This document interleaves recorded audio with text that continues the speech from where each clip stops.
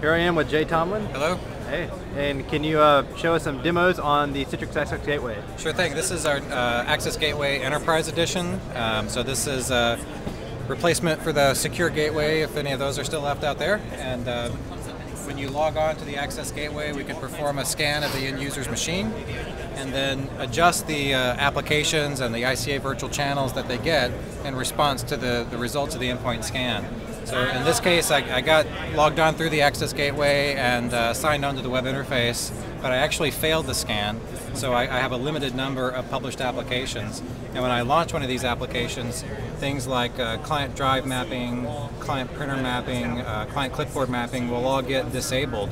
You know, so if I want to save this document, the server drive shows up, but my local client drives are not showing up at all. So what I'll do is log off again, and this time I'll pass the scan, and for this demo I'm just checking for the presence of this text file on the C drive. We can check for antivirus or any sort of watermark that a corporate machine might have to identify it as a corporate asset.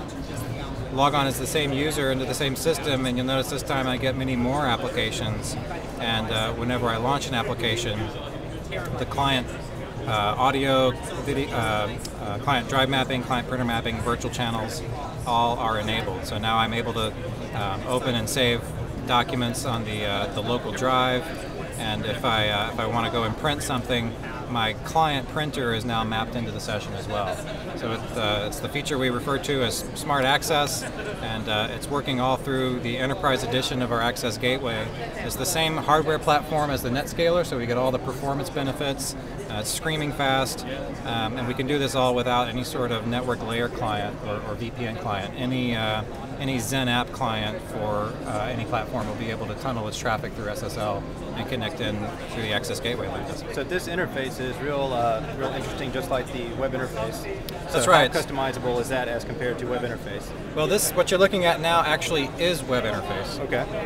When you log onto the Access Gateway, it's communicating with the web interface server on the secure network, performing the single sign-on, doing the smart access communications, and then web interface renders this page, and the web interface page routes through the Access Gateway back to the end user.